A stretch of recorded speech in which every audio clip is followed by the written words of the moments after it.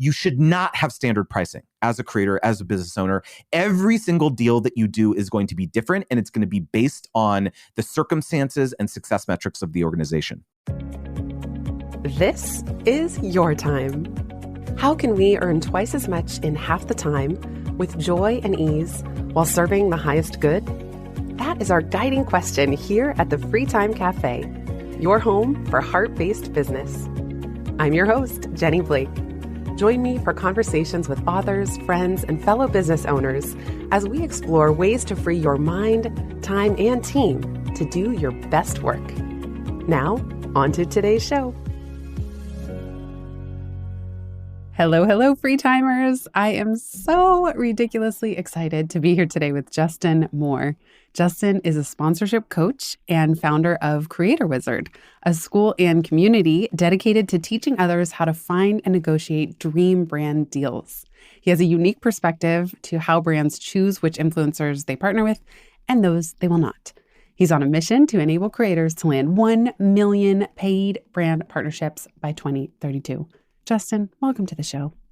Thank you for having me. Thank you for having me, Jenny. I don't think you knew that I was going to be bringing my sound effects, but here I am. This is the vibe I'm going to be bringing today. I love it. Yep, that's your soundboard in the background. I wish I was cool enough to have a soundboard. I just applause for myself when I make bad jokes and stuff. I loved hearing you on Nathan Barry's show, and then I did the Justin Moore rabbit hole. I listened to you on a bunch of other interviews. Then I joined your free community. Then I get your newsletters, and the energy you bring to this space is just next level. So let me start by asking, how do you have so much energy?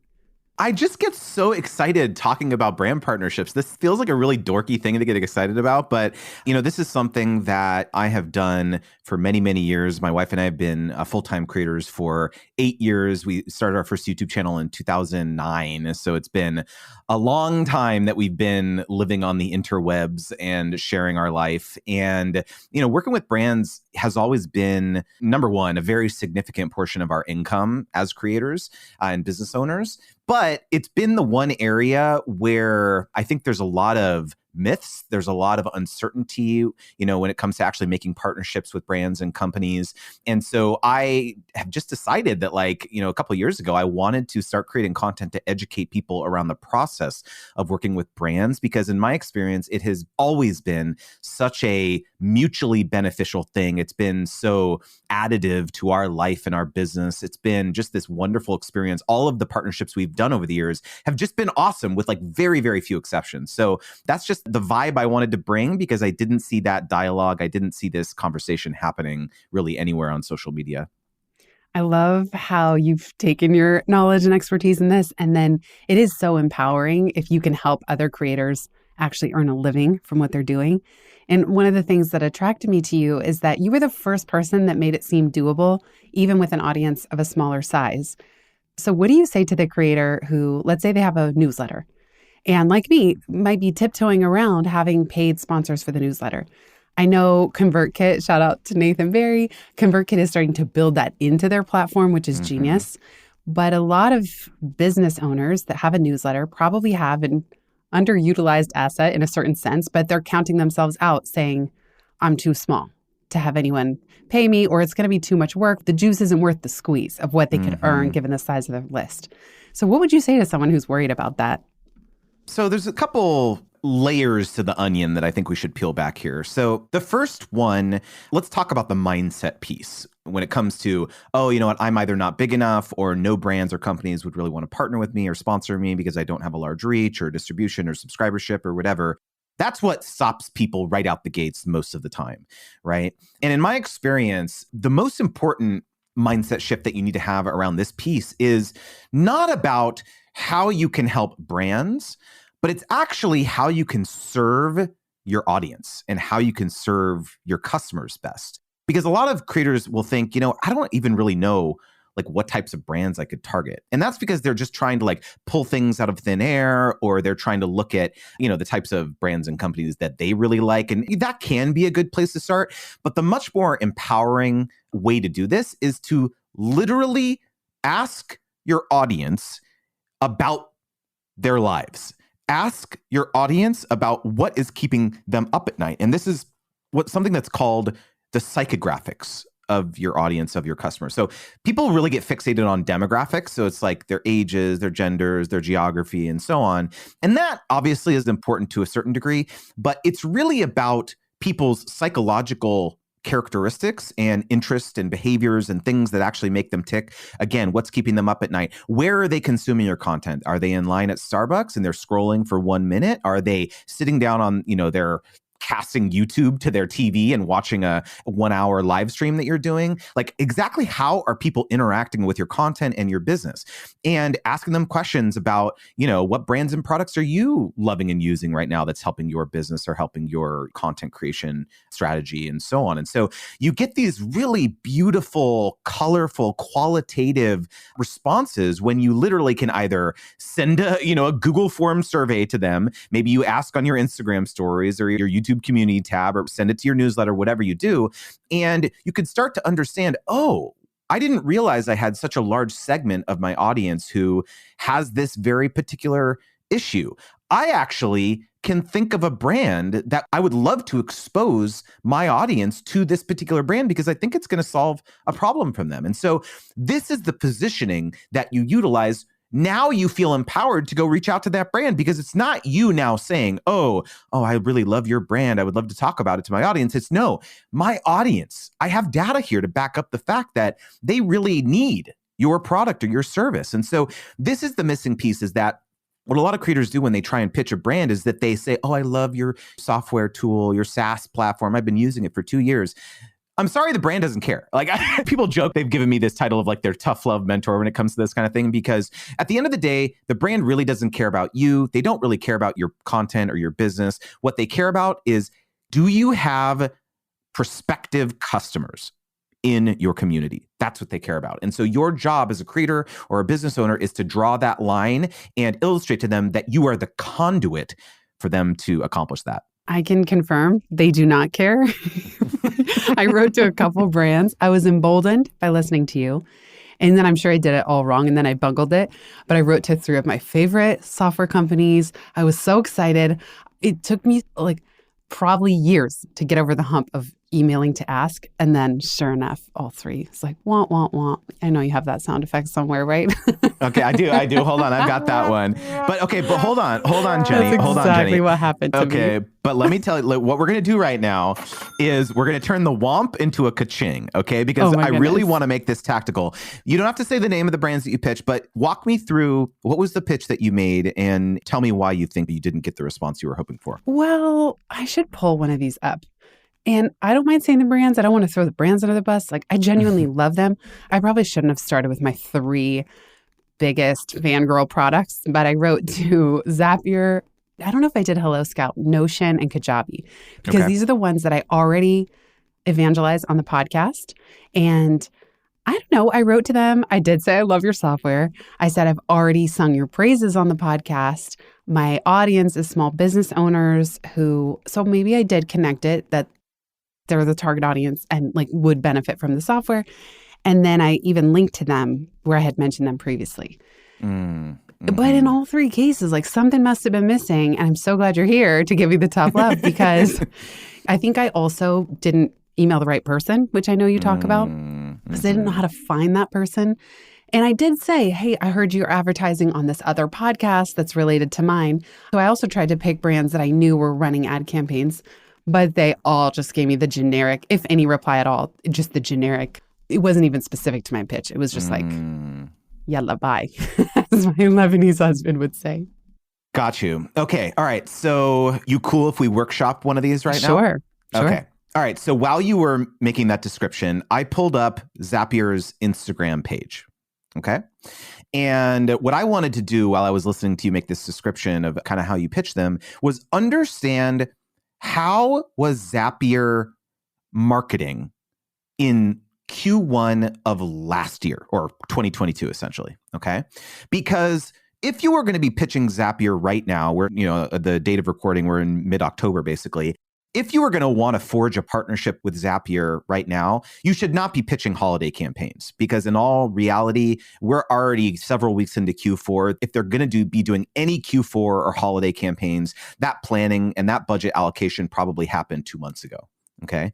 And so that's one of the first key strategies is ensuring that the timeline of something that you're pitching them is in alignment with, in all likelihood, with their marketing strategy. Okay.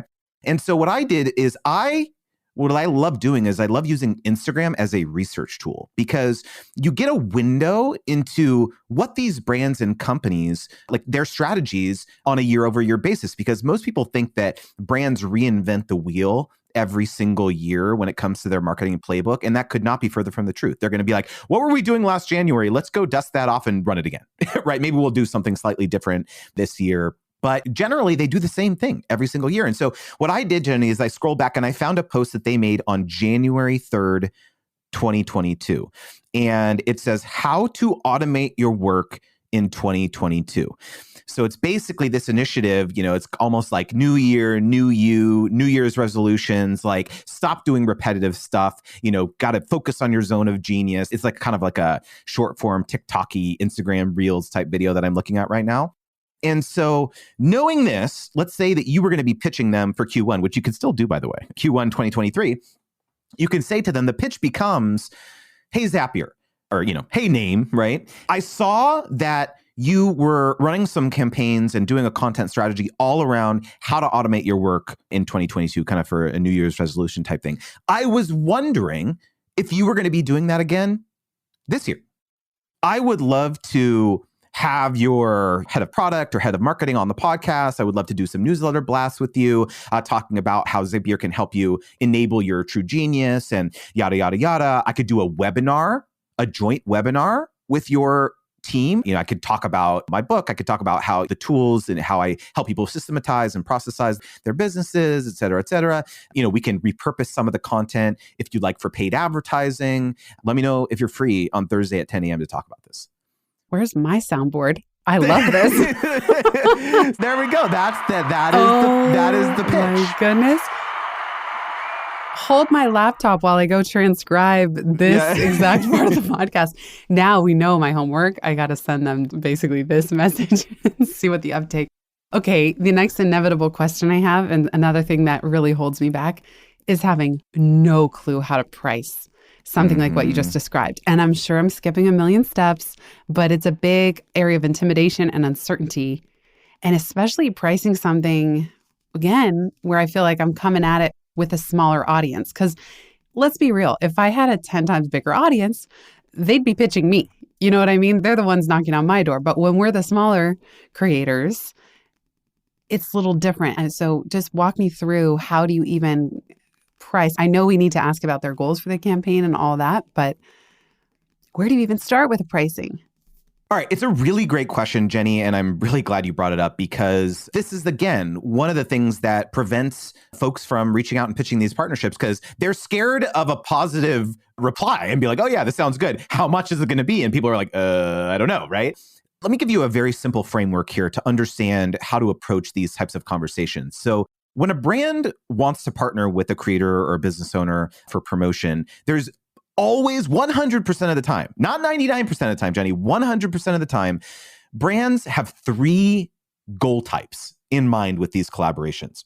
The first one is conversion focused, right? So let's say Zapier came to you, they said, we're interested in this partnership. And you asked a very simple question to them. You said, what would success look like to you? Okay, that's the question you ask as a creator who's pitching this. And let's say Zapier says, oh, well, you know what?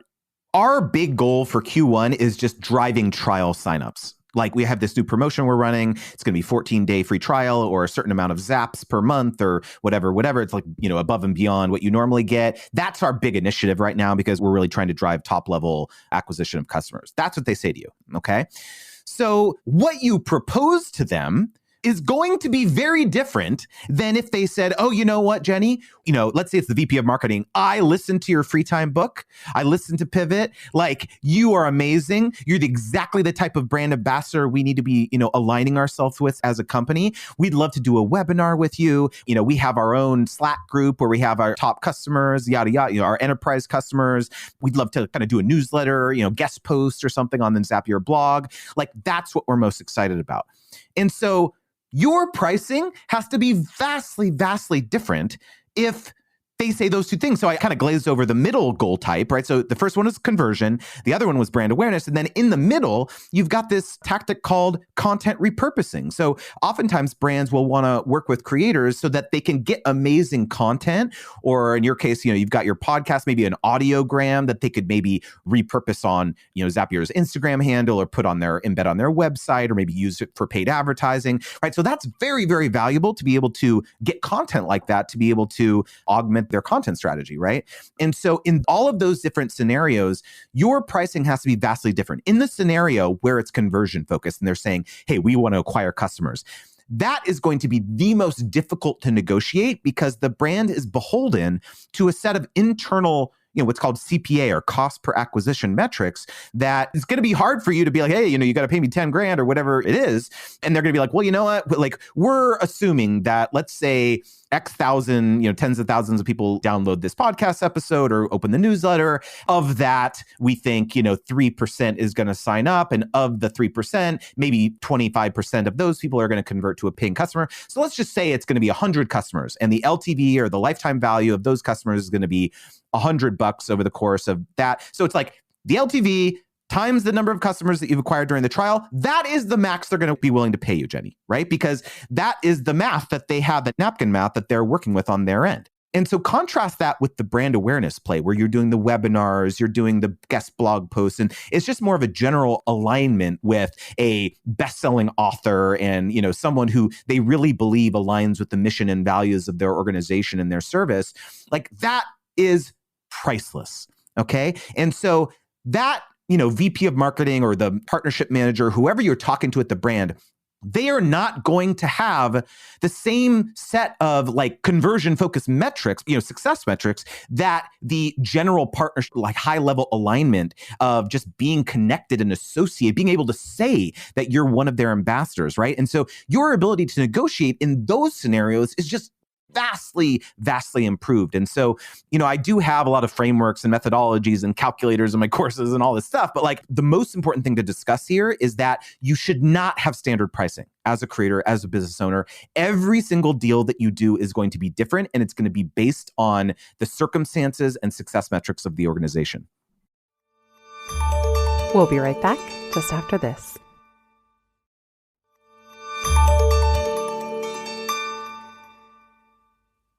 You also say you shouldn't put prices in your media kit. Tell us why. So let's just say, I know you have a lot of business owners and folks on here too. Imagine like if you were on the receiving end of a media kit with pricing and packages and stuff like that, where you reach out, you're really excited about working with someone, partnering with someone, and they reach out and be like, oh yeah, so, sounds interesting. Here's my media kit. So number one, now it sounds as though you work with brands in a complete boilerplate fashion, complete cookie cutter way. You work with every brand in the same way. You say, okay, here's the 4 packages of how you can work with me, right? It's not this co-creative process. Basically, you're telling the brand, here's a tiny little box and I'm going to shove you in it. You have no choice. This is the only way you can work with me. And oftentimes what's going to happen is the brand or the company is going to look at that and be like, well, you know what? None of these 4 packages really fits what we were hoping to do. But Jenny's saying that's the only way we can work with her. So I guess we're not going to do this partnership. We're just going to tell her we can't move forward, right? And the other, most important thing here is that how do you know whether they would have been willing to pay you 10 times the amount of money than you're listing in your media kit, right? Because of, again, talking about some of these goal types and the reasons that brands want to partner up with creators and businesses in those ways. So again, if you have a pricing page in your media kit, if there's one action that you take away from listening to this, just drag that page in the trash immediately. I love that. I did do that after I heard you chatting with Nathan. I was like, whoops, let me just pull that right back out. And then you open this conversation talking about mindset. I just can't help but ask you, you also had mentioned in that conversation, you said, stop negotiating against yourself. And maybe I saw this in one of your videos that you send out, but I do that a lot. I've had to have my husband will remind me the same thing. He'll say, you're negotiating against yourself. Like while I'm discussing with him, even if it's for a speaking gig, I'll start saying, well, but maybe that's too high and I should go back and I should tell them this. And I'll cut myself down all on my own before I even get back to the company who's hiring me. Why do you think this happens? Why do we negotiate against ourselves? And can you share a practical way to remember to just stop doing that?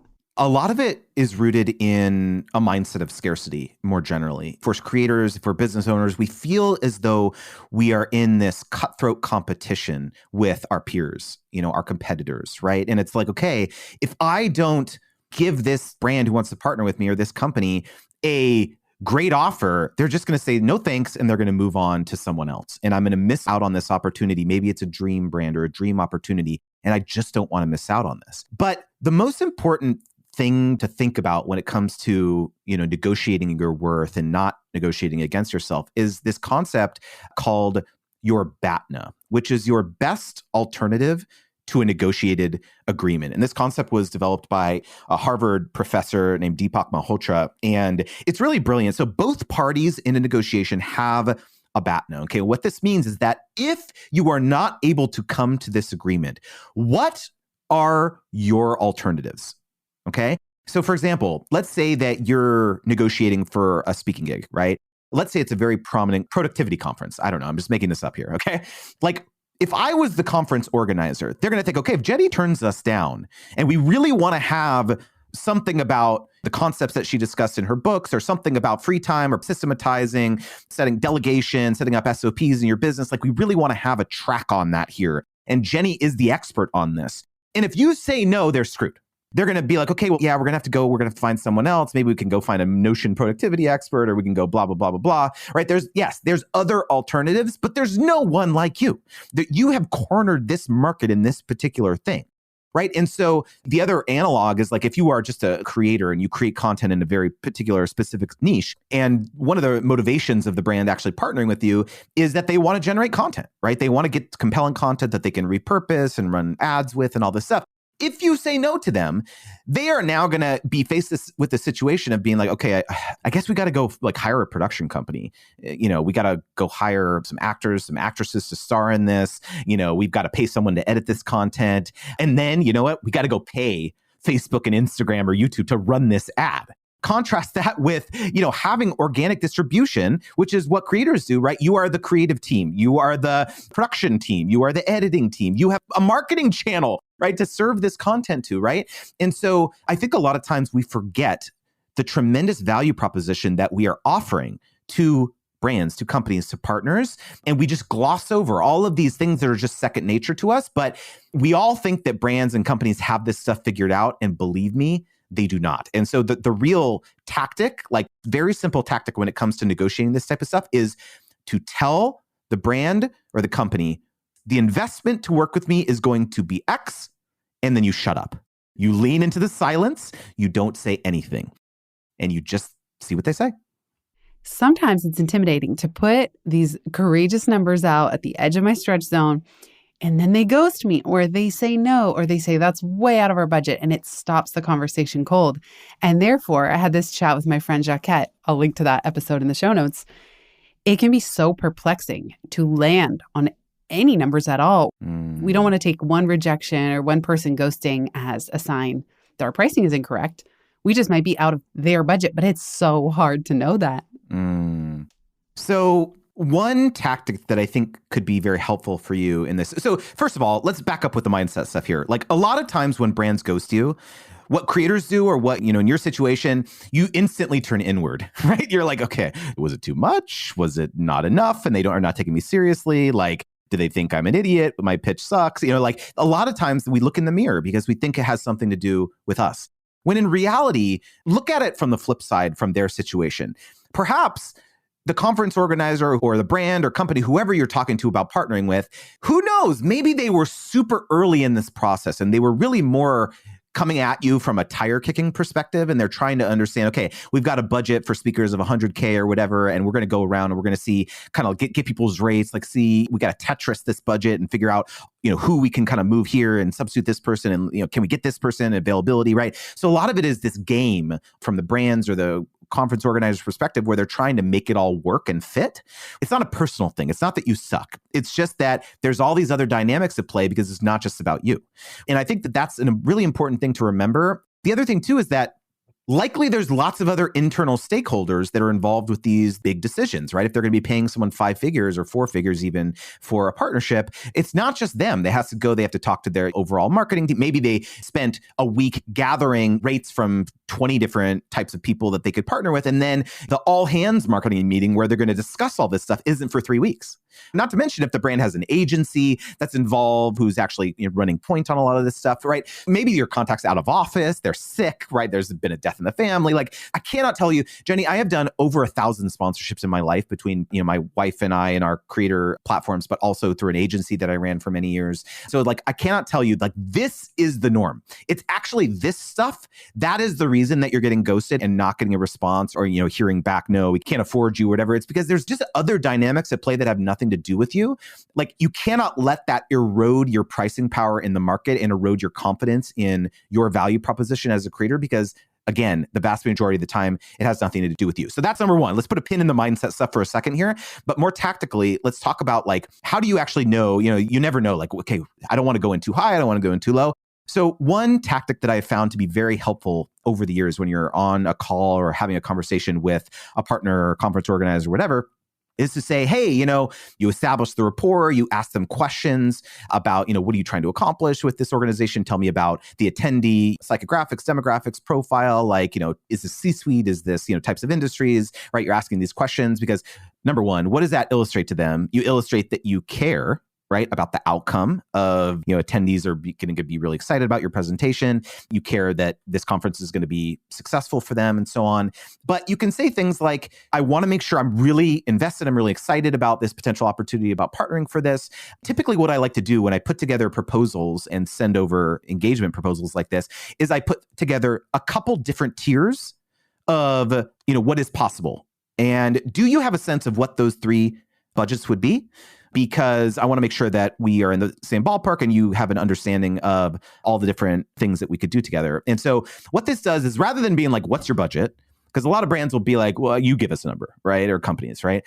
And what this does when you give them the ability to give you a range is that they now like feel more comfortable saying that range. Maybe it's 5, 10, 15K. Maybe it's 1, 2, 3K. Like, that is a very big difference because you also know how much effort probably to put into a proposal like that, given the range that they give you. And the reason a range is helpful is that they don't feel as though you're going to hold them to it, right? If they say 10K, of course you're going to give them a proposal for 10K. Right. Right. And so you give them a little bit of an out. And so this is kind of a little hack that I've found to be very helpful over the years.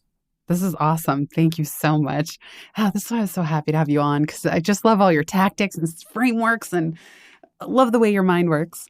You just wanted like a one-on-one consulting Personal session. coaching. I did. I think that's really what's happening Why here. else do I have a podcast? I mean, come on. I get to chat with you, have my therapy session about pricing and mindset. Also, you have this interesting seat now. What's so fascinating about the type of work that you do and being an intermediary many times, but also your personal experience with your wife and your platform, is you have 1,000 data points now. So it's really exciting when you look at the big data perspective of what you see, what works, tweaking it over time. So I love what you're sharing because you're able to get a really unique inside peek at the trends and what works, where individual creators, it just feels like that parable of the blind man and the elephant, we're just seeing little chunks at a time and you're really seeing the whole thing. One thing that I haven't done it yet, Jenny, but this is like first look exclusive drop. I haven't really talked about this much, but like there we need the I know sound effect. What do I have? I have hooray. I have quiz music, like maybe some quiz music. Oh this my is gosh, like yes. some suspense here. No, but so I have this sponsorship pricing calculator that I have worked like so much on. I've like spent so much time researching it and developing it. It's like super robust. And to date, it's something I developed for my advanced course program, but I'm now in my 7th cohort of the course. And I previously thought, I was like, man, this is like the special sauce to my course, right? Because so many people have told me that they signed up for the course because I wanted to get access to the calculator, right? But more and more, I've been thinking about the impact that I want to have more generally. And again, like going back to this service mindset of, like you mentioned, I have this goal that I want to help creators land 1 million sponsorships by 2032. And so it's like, I've thought about how can I actually do that in a much more profound way. And so I've decided that I'm going to be open sourcing the calculator. That's so exciting. Yeah. And so I have like, it doesn't matter what platform you're on, YouTube, newsletters, live streams, like blogs, all sorts of different formulas and calculators. And like, because I just got sick of seeing all these like really, really non-scientific like pricing advice and formulas. There are some calculators out there, but again, what I teach is that it's so dependent upon the brand's goals. And all of the calculators that I've seen are dependent upon, you're literally looking at yourself in a vacuum. In my experience, again, going back to the 1,000 data points, like you're missing 50% of the equation when it comes to pricing. The other thing we haven't talked about real quickly, I'm sorry, I just go on all these tangents, but like, just unfurl that big brain of yours. Okay. The thing that I think is a missing piece for a lot of people is that when they pitch a brand, they come to a company with their hands out and they're like, I love you, pay me. And the brand is over here thinking like, number one, I don't know who you are. Number two, we do not have a slush fund to pay random creators that reach out to us, right? But what brands do have, going back to this sample pitch that we did for Zapier, they have marketing budgets that they've allocated for their own company objectives, right? So they probably have a Q1 marketing budget to go out and do some campaigns around resolutions, right? Getting people to systematize and delegate and all this stuff. That would seem like probably a pretty big initiative for Zapier in January, February timeframe, right? So by coming to them and saying, hey, I saw that you're trying to do this. I saw that you have this objective based on my research, right? I read your press releases. I read your blog. I looked at your Instagram. I looked at your LinkedIn, job board. It seems like you were trying to recruit for a content marketing manager and you're having these challenges, right? I see that you're trying to do this thing. I can help you do that by sponsoring my podcast, sponsoring my newsletter, doing the XYZ, right? So it's much more of a problem identification and solution framework than it is, hey, here's give me money. We'll be right back just after this.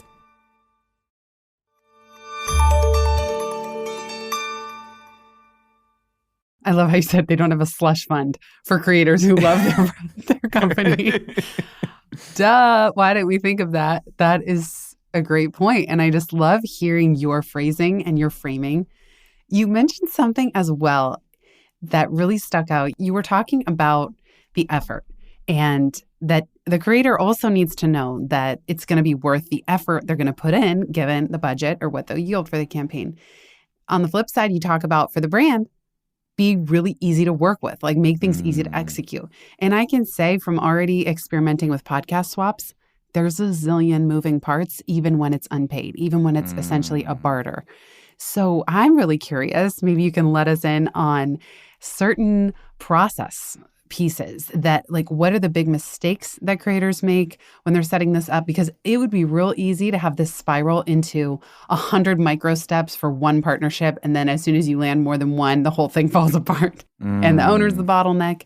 So what about process and automation? How do we make it that we're so easy and wonderful to work with?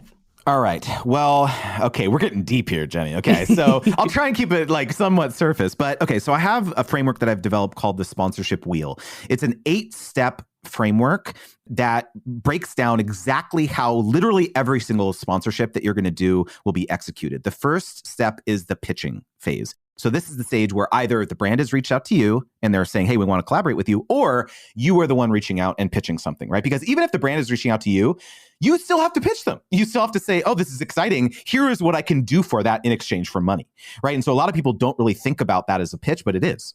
Okay. The second step is the negotiation phase. So once you have agreed in principle to, hey, if this partnership sounds good, now you have to negotiate on the deal terms. You have to negotiate on, okay, what are the deliverables going to be? Is it going to be a podcast? How many newsletter blasts? Are you going to make social content? Are you going to do an appearance? Are you going to do a webinar? Exactly what have you agreed to do, right? So you're negotiating on all those terms. Then it's going to be the contract phase, right? Where it's so important to actually memorialize and articulate exactly what the expectations are on both sides of the fence for the company and for you, right? Then you're going to go into the concepting round, which is something that a lot of people don't think about, which is that even if the brand or the company is not asking you for this, you are professional, right? We're talking about professionalizing ourselves. And so you are going to say to them, hey, this is how I am going to bring this partnership to life.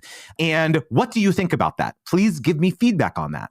Because what a lot of people do is they sign the agreement and they just jump right into it. They record the podcast, they do the newsletter blast, they make the social content, whatever they do, right? They make the posts in their community. And then the company comes back and be like, well, this is not what we had in mind at all, right?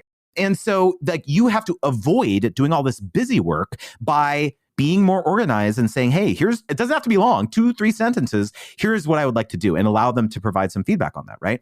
Then once you get that approval, then you can go into the production phase.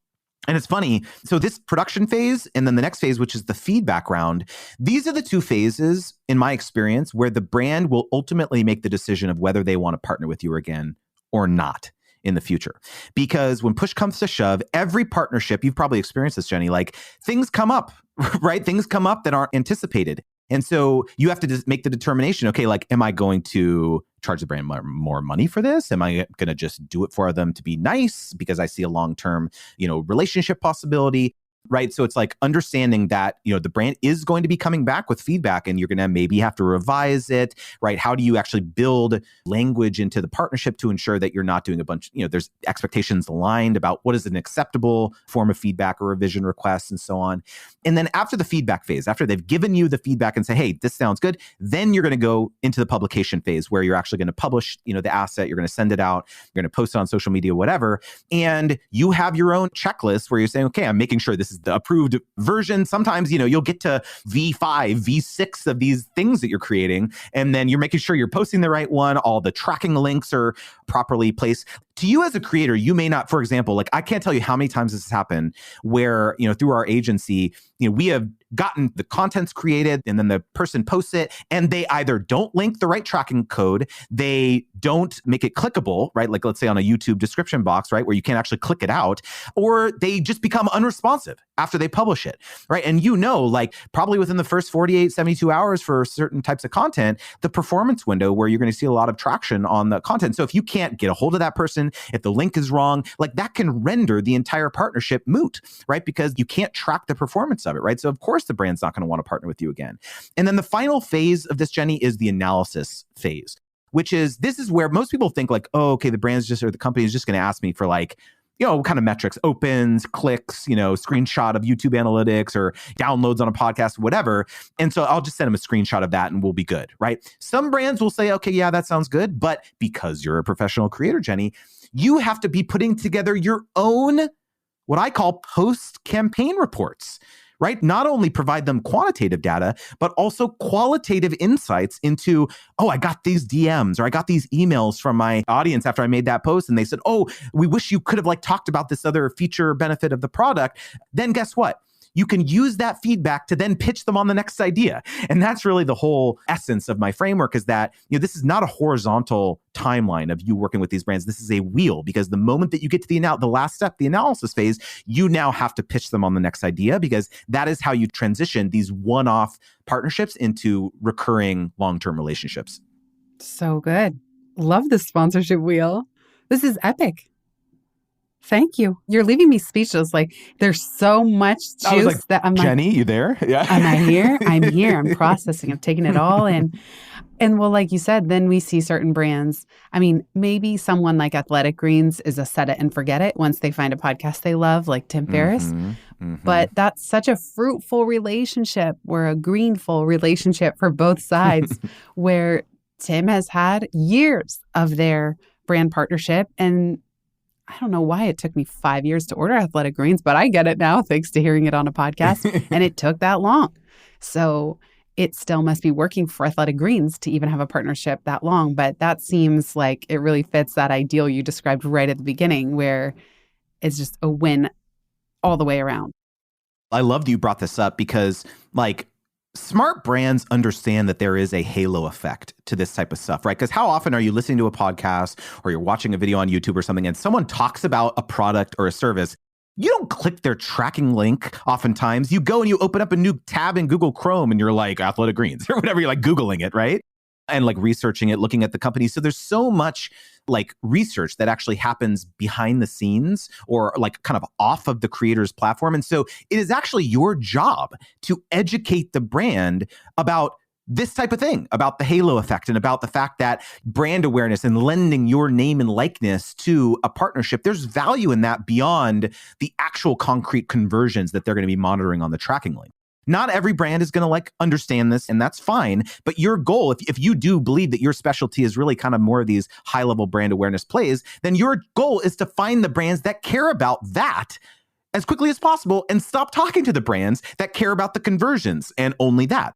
Right. And so going back to your point about the beginning about like, oh, I don't have a lot of numbers or followers or audience or whatever. That's fine. Don't go after the brands and advertisers that's all they care about, numbers and all that stuff. Like go after the ones where you could actually provide real value to them with content or with expertise, in your particular niche. Like there are, again, brands do not have all this figured out. And so it's your job to actually educate them about how you can help them win. That's always a great reminder. People ask me a lot of questions about licensing to companies. It's the same thing. It's like half the time the company's never heard of the word licensing. So I love that you're reminding us about the education going both ways and just continuing to find people opportunities where the goals are aligned. What would you say to the business owner like me who's aware in the 4 levels of learning, I'm squarely at conscious incompetence. I just know how much I don't know. I'm staring up at Mount Everest of all of this. Do you recommend that, let's say a business owner, someone who has a lot going on, should they partner with some kind of broker? And I know you have a community and you're offering opportunities at scale and that there are platforms that do this, but is that a thing? Like, can someone hire you? Not you, Justin, because you're like on your way to 1 million partnerships that you're inspiring. But how do people get help in this arena if they don't want to do it all themselves? Okay, so I have a very simple framework that I think is really important. I'm glad you brought this up. I know you do. Of course, there's a framework for that. I am a frameworks guy. I must say. That's my favorite. So I don't have an acronym for this one. I do have a lot of acronyms, but that's not this. If you believe that partnerships or influencer marketing is a very, very important, or will be a very, very important marketing tactic for your business, you need to have this core competency in-house.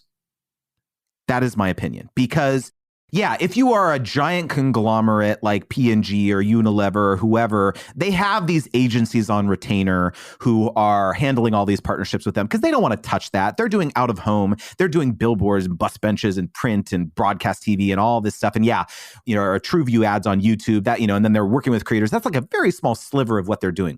But if you are marketing to Gen Z, that is your core demographic, then you better have, as you're growing your marketing organization, you better have a partnerships or an influencer marketing manager on your roadmap in terms of personnel hiring. Because, you do not want that core competency to live in the heads of an external partner.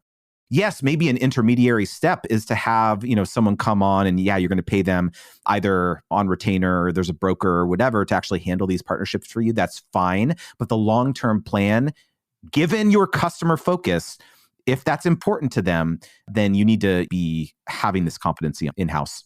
Bam. Go ahead and drop that mic over there. It wasn't on a mic stand. I wish I had a mic drop, but how about a joke drum? I didn't tell a joke. I like it. I didn't get to use that yet. I need to tell a joke. You can make your own mic drop sound effect. Just drop your mic. I know, right? Yeah, your homework will be thinking of, I know you'll find that acronym for this core competency in-house.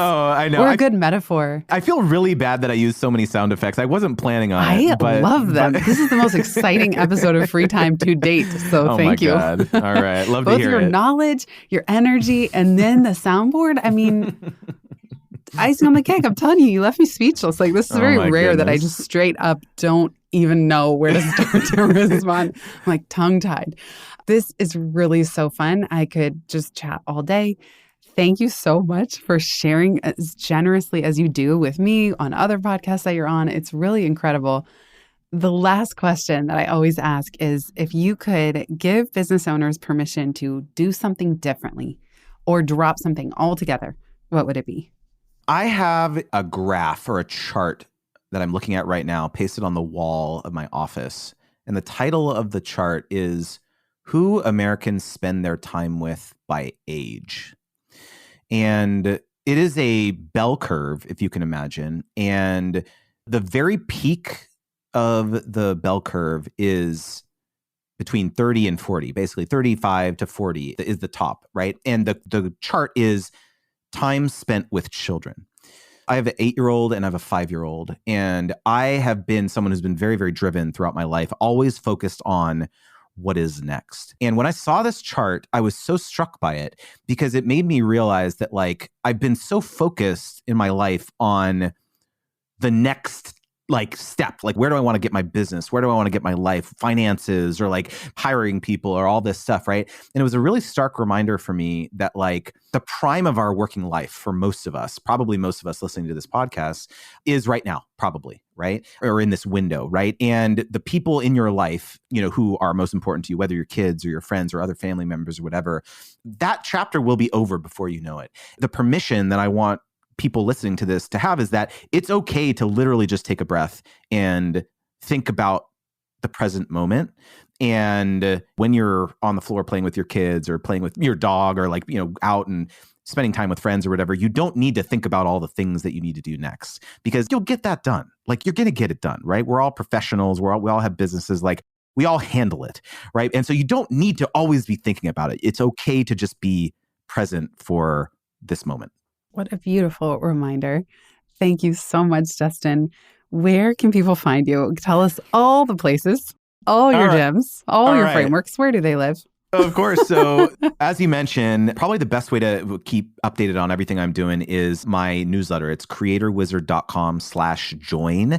And it's a twice weekly newsletter. Mondays is all about Mindset Mondays, where I talk all about this confidence and, you know, all related on the topic of like brand partnerships, sponsorships, and things like that. But then Thursdays, this is my favorite digest, which is I literally send you paid sponsorship opportunities into your inbox. I say, hey, these brands are looking to partner with people. Click on this link to apply, right? So this is a free newsletter. So yeah, I'd love to. And then obviously I share my new YouTube videos and all the stuff I talk about. Yeah, that's probably the best way to keep in touch with me, creatorwizard.com/join. And then I'm just at Creator Wizard pretty much everywhere on social media. Amazing. And if you join his free community, you'll see me in there. I'm more of a lurker. I'm around, kind of pop in and out. But after this, I got homework. Jenny, I literally did not even know you were in the community. I did not even know that. Now I know. That's because I'm a lurker, pro lurker. I guess so. That's awesome. I love it. So lurky, you didn't even know. Yeah, I guess. Justin, you're amazing. Thank you so, so much. This was such a treat. Thanks again for having me, Jenny. It was a blast. Likewise. Thanks, everybody, for listening. If you've listened this far, you get a gold star. Thank you. Word of mouth is the most joyful way we can grow this show, and it helps us land interviews with the luminaries and insightful guests that you would most love to hear from. Please send this episode to a friend who might find it helpful. And for show notes and related links from this episode, visit itsfreetime.com. While you're there, make sure you're subscribed to the Time Well Spent newsletter. You'll get instant access to my tech toolkit, a continually updated list of all the software I use, along with the total monthly spend to run my business, where no one works full-time, even me. Visit itsfreetime.com/join. Remember, you are running the show. It's time for radical reimagining, and everything is up for grabs. Let it be easy, let it be fun, and build with love.